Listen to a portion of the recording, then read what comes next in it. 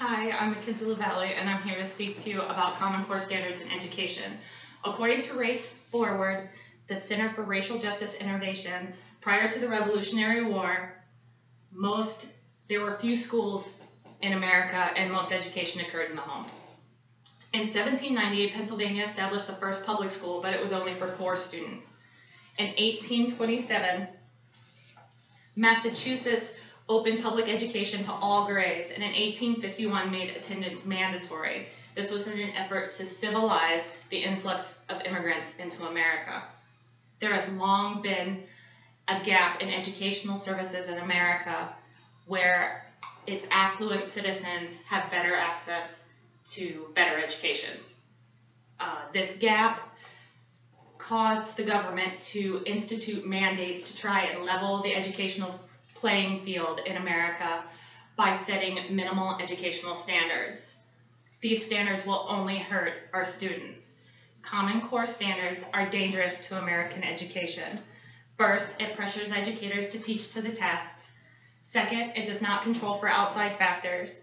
And third, it has shown no marked educational improvement. Common Core standards will only hurt our students, and it begins by hurting our educators. My first point is that it pressures educators to teach to the test. In an article titled Standards and Accountability in Conflict, Drs. Murphy and Torr, both professors of education, confirmed that the standards set by the Common Core state what knowledge and skills a student must demonstrate at a specific grade level. These skills are to be measured by tests to see how students have met the established standards. The implementation of these new standards has led to shifts in the way that the curriculum is taught and assessed. This is causing stress as educators are struggling to implement these new reforms in a short time frame. The U.S. Department of Education has also implemented a Race to the Top policy, which offers substantial funding to states that implement these new standards and that places sole responsibility for students' test scores on the educators. This leads educators to teach to the test, which is also known as only teaching those subjects and that information that is needed to pass the assessment tests. This can and has led to ethical issues. David Berliner, a member of the National Academy of America, states that the pressure induced by the test sometimes results in cheating by educators and administrators, or more frequently, the breaking of procedures associated with the tests. This pressure also leads to increased time teaching information needed to pass the standard examinations and less time for creativity and free play. This hinders the building of creative thinking and problem-solving skills in American students and poses the threat of American schools becoming nothing more than test preparation facilities. And some educators are pressured to teach to the test due to shouldering the responsibility for students' academic performance and success on standardized tests. But what about the influence of factors outside of an educator's control? This leads to my second point, is it does not control for outside factors. In an article in Knowledge Quest, Stephen Krashen states that food insecurity, lack of health care, and lack of access to books, among other aspects of poverty, all have devastating effects on a student's ability to learn. In other words, poverty is America's first educational problem. Studies have shown that students dealing with food insecurity show slower language development, behavioral issues, and poor emotional control. Adequate access to proper health care leads to more absences And research has shown that students in high poverty have higher incidences of illness and injury.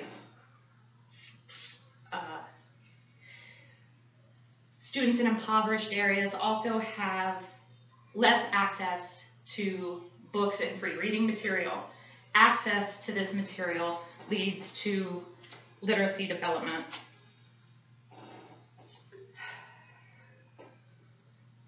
These mitigating factors can be remedied by instituting programs that provide for proper nutrition, adequate health care, and access to free books and reading materials for impoverished students. Stephen Koresh also points out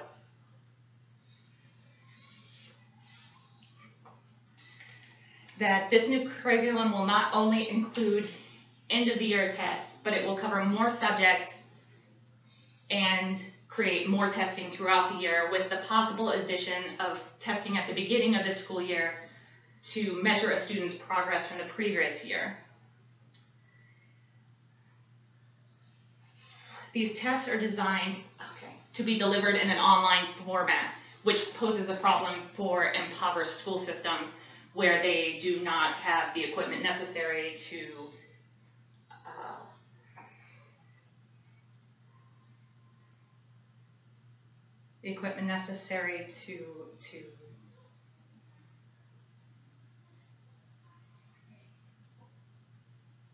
to give the tests.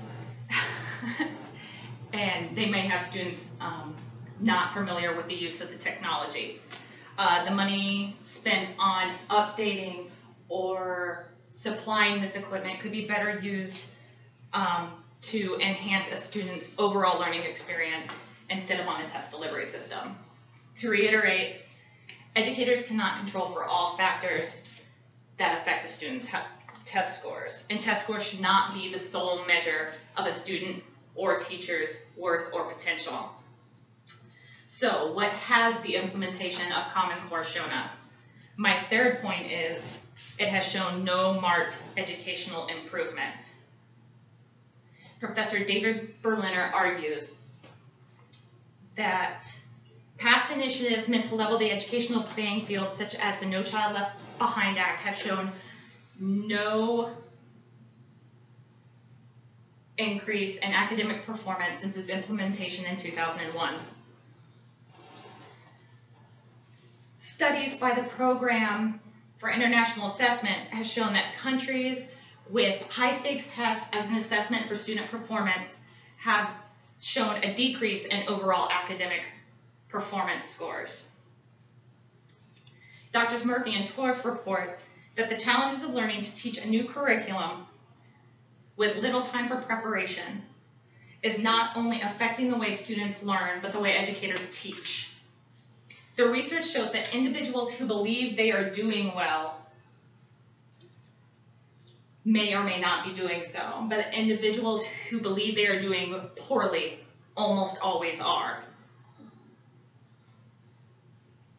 This reduction in perceived effectiveness is a reliable indicator of diminished performance. This decline is to be expected within the learning curve, but is troubling in that it illustrates that the hasty implementation of educational reforms can have such a negative impact on America's educators. When test results are good, it is because educators functioned effectively, and when results lag, it is because educators underperformed. As such, the current model of educational reform cannot fail. It could only be failed. Historically, educational reform, like Common Core, has shown little improvement in overall academic performance in America. There has got to be a better way. American students and educators are faced with the increasing difficulty of competing in a global community. Common Core standards and high-stakes testing that these standards include stifle creativity and talent development in the guise of providing a level playing field in American education. Research has shown that testing is not a valid indicator of future success. Isn't it time we create a learning environment that promotes creativity and learning instead of memorization and rigorous testing? Think of your children. Common Core is dangerous to American education. First, it pressures educators to teach to the test. Second, it does not control for outside factors. And third, it has not shown marked educational improvement. Thank you very much for your time.